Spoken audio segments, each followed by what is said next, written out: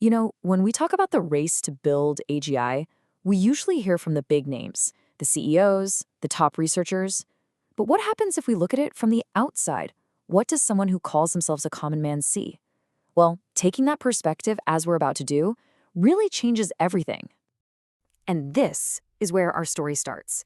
Not with a bunch of corporate buzzwords or complicated theories, but with a statement that's just really simple and relatable. It kind of forces us to step away from all the hype and just think about this massive technological shift on a deeply human level.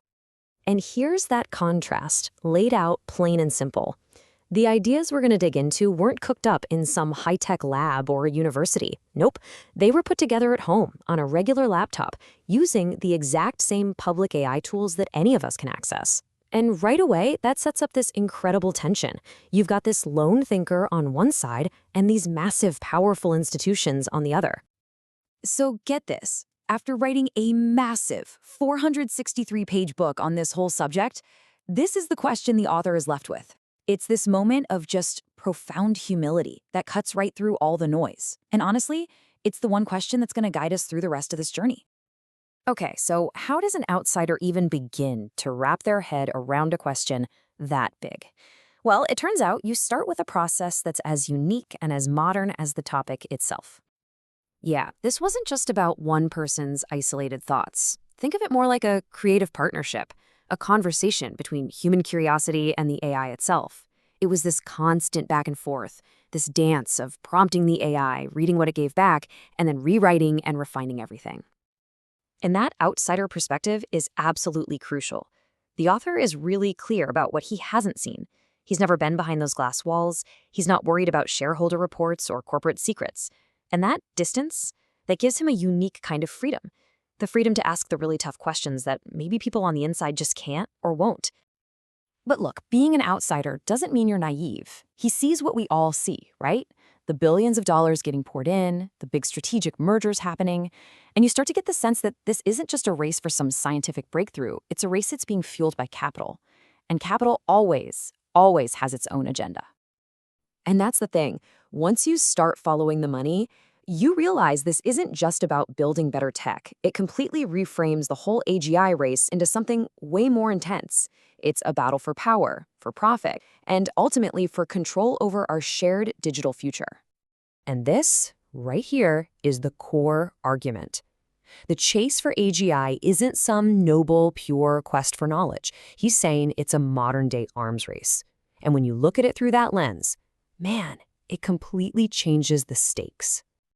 This really gets to the heart of the conflict.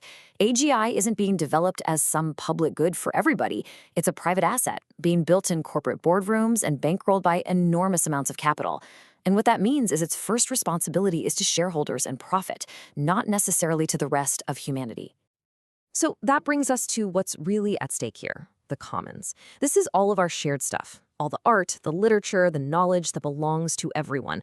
The huge fear is that AGI, instead of making that shared pool richer, could become the ultimate tool to just fence it all off, privatize it, and then sell it back to us piece by piece. So why is the prize so massive? Because whoever gets to AGI first doesn't just win a new market, they get an unbelievable amount of leverage over the very pillars of our society, our markets, our thoughts, our language, our laws, even war and culture. The potential for control is just almost impossible to imagine. But in this crazy, frantic race for power and profit, the author argues that we've completely forgotten to ask the most important questions.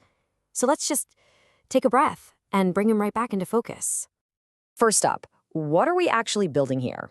Are we trying to grow an intelligence that's, wise, collaborative, and empathetic?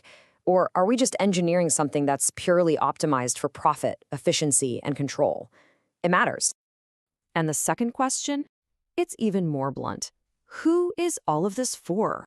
Seriously, who are the real winners when this technology arrives? Is it for all of humanity, or is it just for the tiny group of people who own and control it? And finally, what's the ultimate price we're willing to pay for all this progress? What parts of our humanity, our privacy, our shared culture are we sacrificing along the way? And what's the grand purpose of it all anyway? Now, the author is really clear about this. He doesn't have the answers. That's not the point of the book.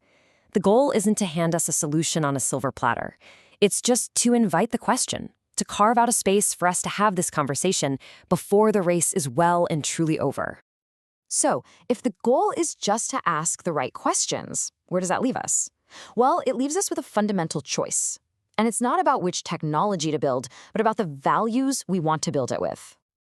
And here they are, the two paths, side by side. On one side, you have pure ambition.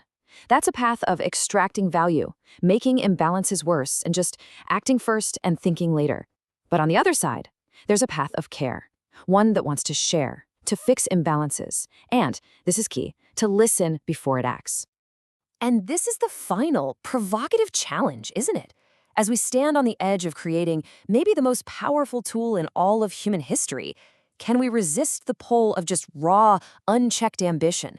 Can we actually choose humility and care instead?